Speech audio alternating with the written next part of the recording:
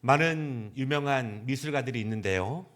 그 중에서 레오나르도 다빈치가 굉장히 유명한 화가입니다. 그분의 그림 가운데서 우리에게 굉장히 친숙한 그림이 하나 있죠. 그것은 이 최후의 만찬이라고 하는 그림이죠. 그런데 이 그림에는 숨겨진 이야기가 있습니다. 이 다빈치가 이 그림을 그릴 때 동료 화가와 심하게 다툰 적이 있었습니다. 정말 심하게 다투어서 다시는 내가 이 사람을 보지 말아야지 그렇게 다짐을 합니다. 그러나 그렇게 마음으로는 분이 다 풀리지 않는 거예요. 그래서 이 최후의 만찬을 그리면서 가룟 유다를 그릴 때 이 친구의 얼굴을 그리기로 작정을 합니다. 누가 보더라도 그 친구라는 것을 알아보도록 심려를 다해서 가룟 유다의 얼굴을 그려요. 그리고 나서 흐뭇했습니다. 앞으로 이 그림을 보는 모든 사람들이 가룟 유다를 볼 때 저 사람의 얼굴이라는 것을 알 거야. 그리고 굉장히 마음으로 기뻐했어요. 다른 제자들의 얼굴도 그리고 나서 이제 마지막으로 예수님의 얼굴을 그리려고 합니다. 그런데 도무지 좀처럼 예수님을 그릴 수 없는 거예요. 도무지 예수님의 인자하신 얼굴이 떠오르지가 않습니다. 그렇게 예수님의 모습을 그리지 못하고 며칠이 지나게 돼요. 그리고 하나님 앞에 기도하게 됩니다. 마음을 추스리고. 그런데 그때 성령님께서 어떤 깨달음을 주셨어요. 다시 그림으로 돌아갑니다. 내가 다투었던 그 친구의 모습 가룟 유다를 지워요. 그리고 전혀 새로운 모습으로 가룟 유다를 그렸습니다. 그 다음에야 예수님의 모습, 인자하신 모습, 아름다운 모습이 마음에 그려지게 되고, 그리고 그 모습을 담아서 예수님의 얼굴을 그렸다고 해요. 다툰 마음과 아름답지 못한 마음, 거룩하지 못한 마음을 가지고는 예수님의 마음을 담아낼 수가 없어요. 분노의 마음과 복수의 마음, 선한 마음을 가지지 않고서는요, 예수님을 절대로 생각해 낼 수가 없기 때문에 그렇습니다.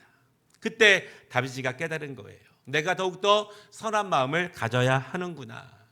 내가 더욱더 경건하고 정결한 마음을 우리가 사모하면서 성령님께 은혜를 구해야 되는구나. 왜냐하면 그래야만 우리의 심령에 또한 우리의 삶을 통해서 예수님의 모습을 담을 수 있기 때문에 그렇습니다. 그렇게 최후의 만찬을 완성했다고 해요. 오늘 말씀을 통해서 나는 하나님의 마음을 어떻게 내 마음에 담아내고 있는지, 그리고 주님의 모습을 나의 마음속에 우리의 삶을 통해서 어떻게 담아내고 있는지를 한번 같이 생각해 보면 좋겠습니다. 그리고 우리가 주님의 마음을 아는 것이 우리에게 왜 필요한지 우리가 한번 깊이 우리의 삶을 통해서 다시 한번 돌아보는 그러한 시간이 되기를 원합니다. 첫 번째 말씀은요, 하나님의 마음을 알면 신실한 제자로 설 수 있습니다. 역으로 보면은요, 우리가 신실한 제자가 되기 위해서는 하나님 아버지의 마음을 잘 헤아리는 것이 너무나 중요하다는 그런 말씀이죠. 우리가 신앙생활하면서 우리가 하나님에 대해서 모든 것을 다 알 수는 없습니다. 그렇지만 우리는 하나님의 마음은 정말 꼭 알아야 돼요. 내가 교회를 다니고 있는데 하나님의 마음은 잘 모른다? 내가 오랫동안 신앙생활을 하고 있는데 나를 향하고 있는 하나님의 마음을 잘 모르고 있다? 여러분, 그러면 굉장히 위험한 신앙생활이 됩니다. 왜냐하면 하나님의 마음을 모르게 되면 하나님의 은혜도 모르기 때문에 그래요. 하나님의 은혜를 모른다면 사실은 신앙생활 자체가 성립되지를 않아요. 하나님의 은혜를 모르는데 어떻게 신앙생활에 유지될 수 있겠습니까? 사실은 진짜 신앙생활의 시작은요, 우리가 하나님의 마음을, 나를 향한 그분의 마음을 알 때 우리의 신앙생활이 시작될 수 있어요. 하나님의 은혜를 모르면 이 믿음 생활 자체가 없는 것이나 마찬가지이기 때문에 그렇습니다. 혹시나, 정말 혹시 아직도 나를 향한 하나님의 마음을 내가 잘 모르고 있다면 오늘 말씀을 통해서 나를 향하시는 하나님 아버지의 마음을 우리가 조금 더 깊게 알아가는 시간이 되기를 원합니다. 왜냐하면 하나님의 마음을 우리가 알게 되면은요, 하나님의 은혜를 경험할 수 있습니다. 은혜를 경험하면 하나님의 은혜를 누릴 수 있어요. 은혜를 누리게 되면은 감사하는 신앙생활이 되고 찬양하는 신앙생활이 되고 간증이 있는 신앙생활이 될 수 있습니다. 사실 오늘 우리가 읽은 본문의 이야기들 대부분의 그리스도인들은 잘 알고 있는 말씀입니다. 이 두 아들이 있었죠. 작은 아들이 아버지에게 유산을 요구합니다. 아버지가 돌아가시면 당연하게 받게 될 것인데 미리 달라고 해요. 저는 능력이 있습니다. 저는 큰 꿈이 있습니다. 여기서 농사나 지을 수 없습니다. 이렇게 고집을 부리면서 아버지가 아무리 타일러도 자신의 고집을 좀처럼 꺾지 않아요. 아버지는 어쩔 수 없이 유산을 미리 주지요. 그리고 아들은 자신만만하게 많은 재물을 가지고 큰 도시로 떠났습니다. 큰 꿈을 펼치기 위해서. 그런데 마음대로 되지 않아요. 각오가 있고 결심이 있지만 그것을 이루는 것은 또 다른 문제이죠. 왜냐하면 내가 예상하지 못한 많은 일들이 있기 때문에 그렇습니다. 그런데 특별히 둘째 아들을 유혹하는 사람들이 굉장히 많아요. 근데 여러분 그거 아십니까? 유혹은요 항상 재밌습니다. 유혹은 항상 즐거워요. 그래서 많은 사람들이 유혹에 빠지게 되죠. 그리고 그들과 어울리면서 결국은 우리가 아는 것처럼 모든 재물을 다 탕진하게 됩니다. 그때 깨닫게 되죠. 내가 모든 것을 잃었다는 사실을. 우리가 알고 있는 이 오늘의 둘째 아들에 대한 이야기, 우리가 이 아들에 대해서 주목해야 될 이유가 있는데 그것은 우리의 모습이 이 둘째 아들의 모습 가운데 있기 때문에 그렇습니다.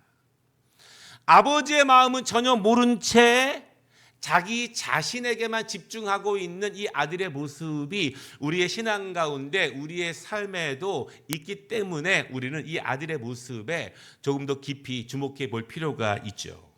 오늘 둘째 아들은요 철저히 자기 의지로 여기까지 왔습니다. 나의 생각, 나의 확신, 나의 결심과 행동으로 여기까지 오게 되었습니다. 아버지는 가르쳤어요.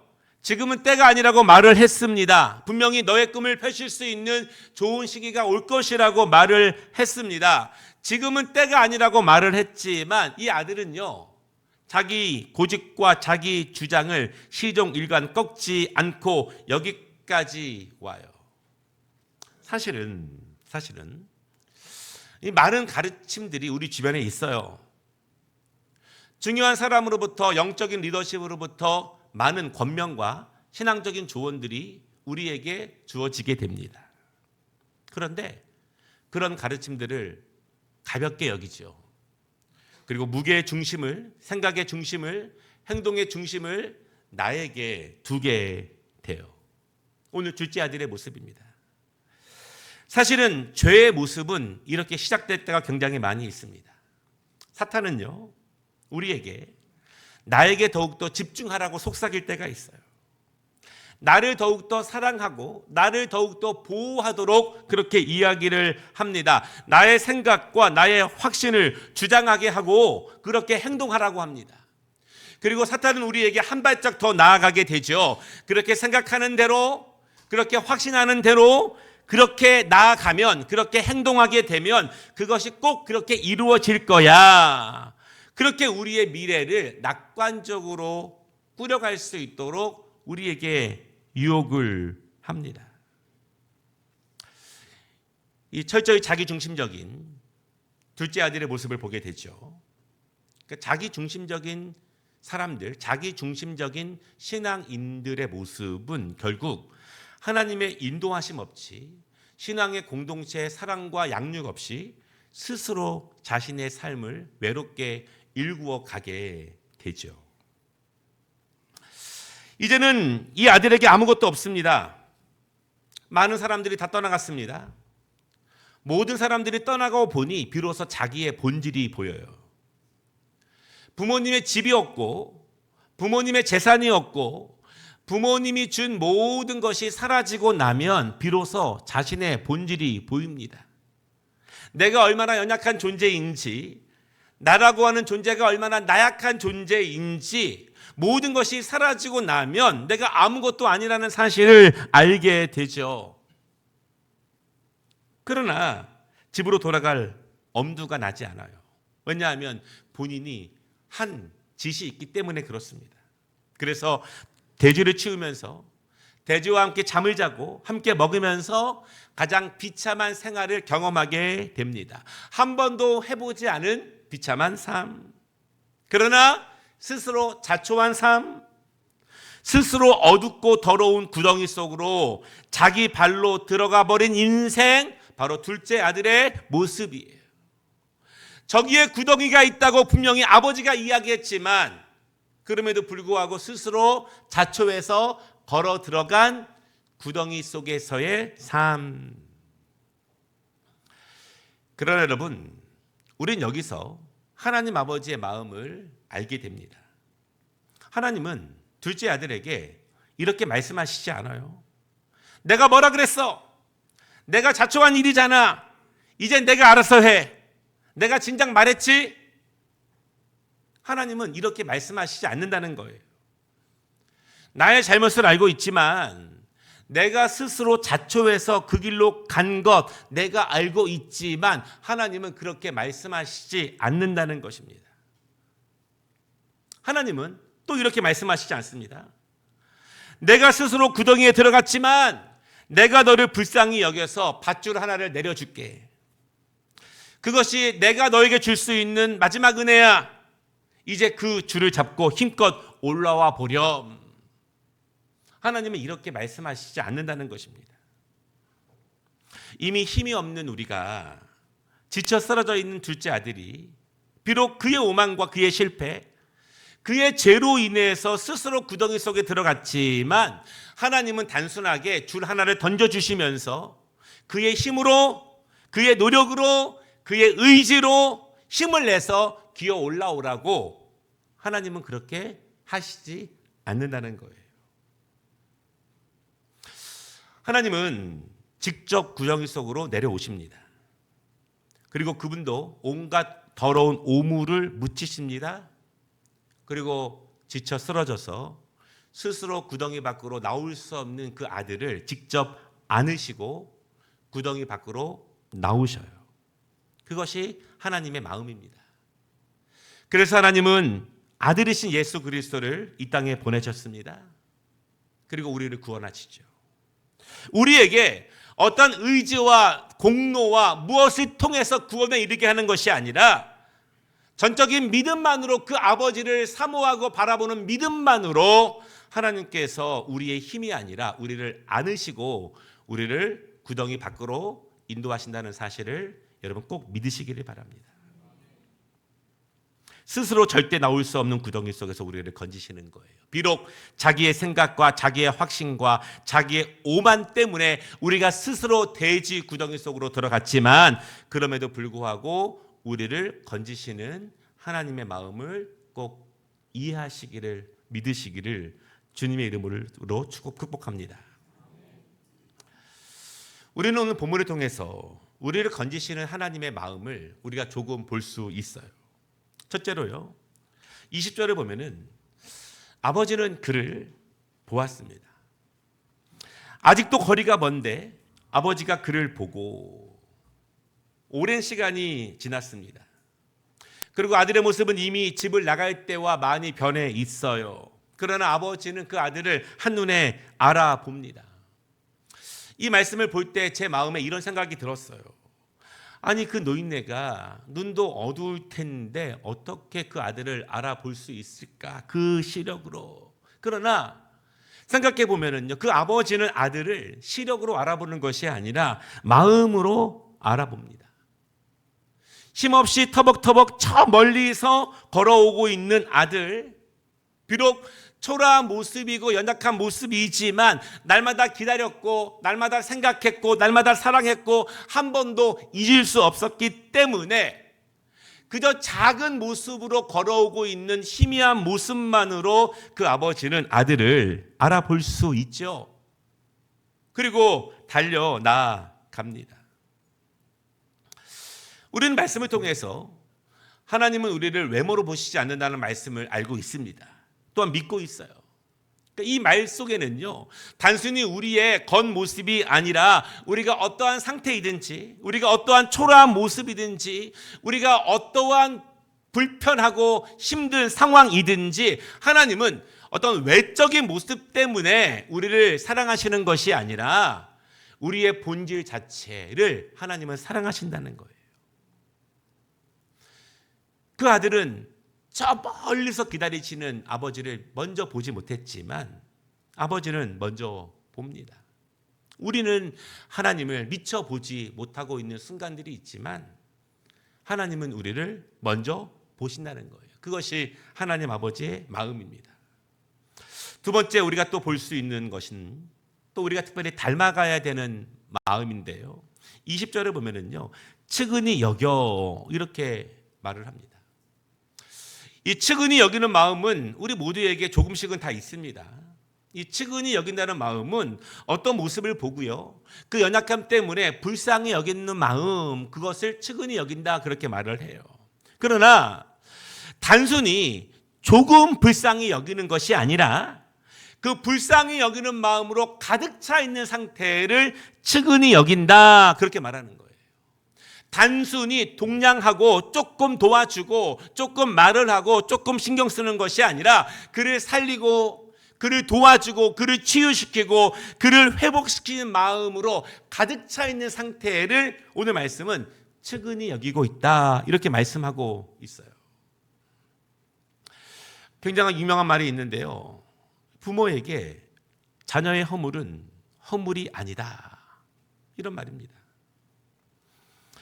어떤 외적인 모습 때문이 아니라 그 존재 자체만으로 어떤 외적인 상황 때문에 아들이라고 하는 딸이라고 하는 본질이 달라지지 않는다는 사실이죠. 허물 때문에 아들이라는 사실과 딸이라는 사실이 달라지지 않는다는 것입니다.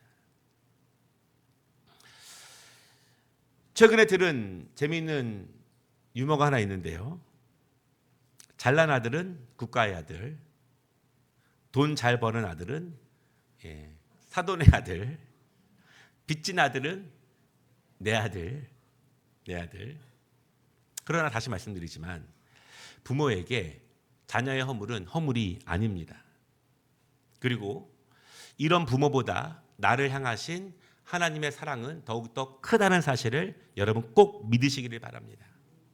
우리의 실수, 나의 실패, 나의 잘못으로 인해서 발생한 문제들, 그래서 내가 신음하고 내가 아파하고 있는 우리를 보시는 아버지의 마음, 그분은 우리를 조금만 걱정하시는 것이 아니라, 조금만 불쌍히 여기시는 것이 아니라 우리를 측은히 여기시는 마음으로 가득하시다는 사실을 여러분 꼭 믿으시기를 바랍니다. 우리를 고쳐주시기를 원하시고 우리를 치유하시기를 원하시는 그 하나님 아버지의 마음, 그 마음을 꼭 경험하시기를 주님의 이름으로 축복합니다. 세 번째로 보면은요, 달려가 목을 안고 입을 맞춥니다. 아들은 걸어오죠. 힘이 없어 못 먹어서 느리게 걸어옵니다. 또한 죄송하고 미안해서. 그러나 다른 대안이 없더라고요. 그래서 주저하며 걸어옵니다. 그러나 아버지는요, 저 멀리 있는 아들을 보고 달려갑니다. 그 노인이, 제가 생각해 보니까 무릎도 아플 텐데 그 먼 거리를 체면도 잊은 채, 다른 사람이 본다면 아들이 아닐 수도 있는데 달려가는 아버지의 모습. 여러분도 그런 경험이 있으실 것 같아요. 저도 그런 경험이 있었는데요, 저희가 미시간에서 유학생 시절에 매일 새벽 기도회를 학교에서 마치고 집에 가기 위해서는요, 학교 교정을 지나서 큰 차도를 넘어서 언덕 아래로 쭉 내려오면 기숙사가 있습니다. 언덕 위에 올랐을 때 한 500m도 더 넘었을 때 정말 새벽에 아주 희미하게 무엇인가 찰나적으로 우는 소리가 들려요. 아주 희미하게. 모르는 사람이 들으면 새소리일 수도 있고요, 바람 소리일 수도 있습니다. 그때 제가 본능적으로 뛰어갔어요. 막 뛰어서 기숙사 마당에 도착해 보니까 이 둘째 현우가요, 돌이 같이 났을 때 잠을 자다가 아빠 엄마가 없자 밖으로 나와서 그냥 울어버린 거예요.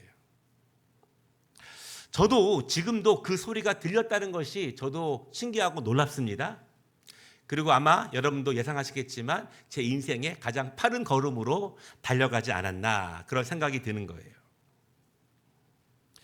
우리는 자주 하나님 앞에 나오기가 미안하고 죄송할 때가 있습니다. 우리는 그래서 굉장히 머뭇거리죠.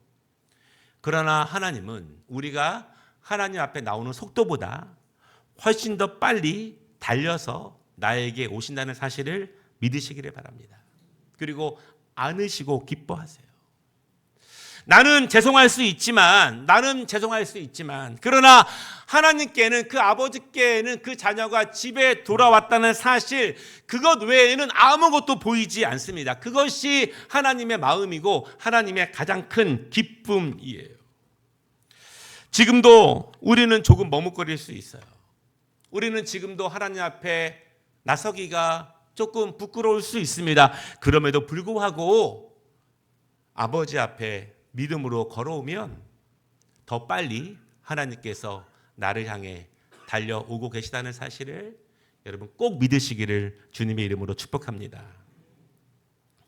두 번째 말씀은요, 마음을 알면 은혜가 임한다.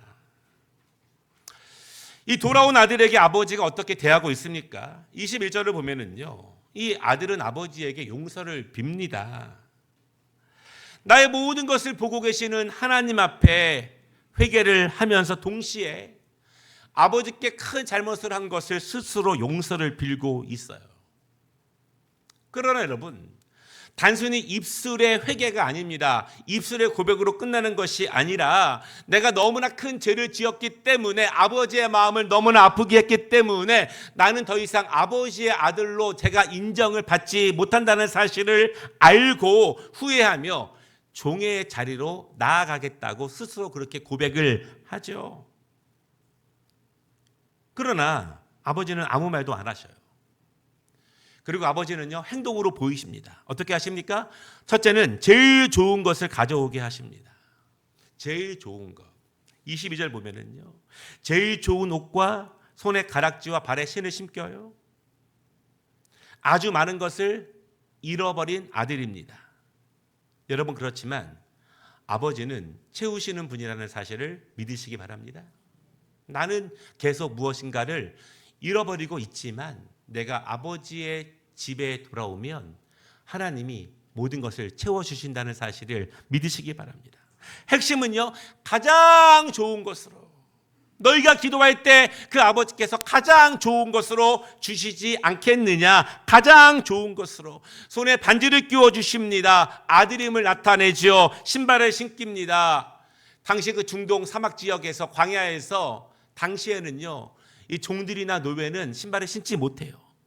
이 주인만 신을 수 있고 아들만 신을 수 있습니다. 비록 아들의 잘못이지만, 그가 모든 것을 저질렀지만, 그가 부모의 마음을 많이 아프게 했지만 그 모든 것은 전혀 중요하지 않습니다. 아버지는 아들에게 최고의 것으로 입혀요. 하나님은 우리에게 우리의 모습과 관계없이 최고의 것으로 예비하신다는 사실을 여러분 꼭 믿으시기를 바랍니다. 둘째는요, 살찐 송아지를 잡고 잔치를 베풉니다. 그 잔치의 주인공이 누구인가요? 바로 아들이에요. 아들 때문에 잔치를 베풀어요. 가장 좋은 것과 좋은 음식을 통해서 잔치를 베풀게 됩니다. 여러분, 이 이야기를 오늘 누가복음 15장 우리가 읽은 말씀 바로 전 9절 7절에는 이렇게 말합니다. 내가 너희에게 이르노니 이와 같이 죄인 한 사람이 회개하면 하늘에서는 회개할 것이 없는 의인 99으로 말미암아 기뻐하는 것보다 더하리라. 아멘. 내가 비록 초라하고 연약하지만, 내가 죄인이지만, 그럼에도 불구하고 죄송하지만, 그럼에도 불구하고 하나님 앞에 아버지의 집에 믿음으로 나아갈 때 하나님은 우리에게 최고의 것으로 입히시고 우리를 위해서 큰 잔치를 베푸신다는 것입니다. 우리는 그렇게 귀한 존재이고 하나님은 지금도 우리를 기다리신다는 사실을 꼭 믿으시기 바랍니다. 말씀을 마치겠습니다. 하나님의 마음을 잘 아는 것이 너무너무 중요해요. 사실은 여러분, 이 마음을 안다는 것은 철이 든다는 거 아니겠습니까? 부모의 마음을 안다는 것은 철이 들어가고 있다, 그런 뜻입니다. 우리가 더 이상 하나님 아버지의 마음을 모르는 철없는 자녀로 살아서는 안 될 것입니다. 왜냐하면 하나님의 마음을 알게 되면, 그래서 감사하게 되면 우리는 하나님이 준비하신 은혜와 베푸시는 은혜를 누릴 수 있어요. 예수를 믿으면서도 하나님의 은혜를 모른다면, 주님이 주시는 은혜를 누리지 못하고 있다면 사실은 여전히 우리가 하나님의 마음을 잘 모르기 때문에 감사할 수 없고 누리지 못하는 것입니다. 나를 끝까지 사랑하시는 하나님, 우리의 육신의 부모는 우리의 모든 것을 책임져 주시지 못하지만 우리의 이 땅의 삶과 영혼까지도 책임져 주시는 하나님의 마음, 사람들은 나의 허물을 손가락질하지만 나의 허물을 전혀 말하지 아니하시고 나를 최고의 것으로 입히시는 하나님의 마음을 여러분 꼭 기억하시기를 바랍니다. 그리고 그 마음을 알며 하나님이 우리에게 준비하시고 베푸시는 은혜를 우리의 삶을 통해서 꼭 누리시기를 주님의 이름으로 축복합니다. 기도하겠습니다.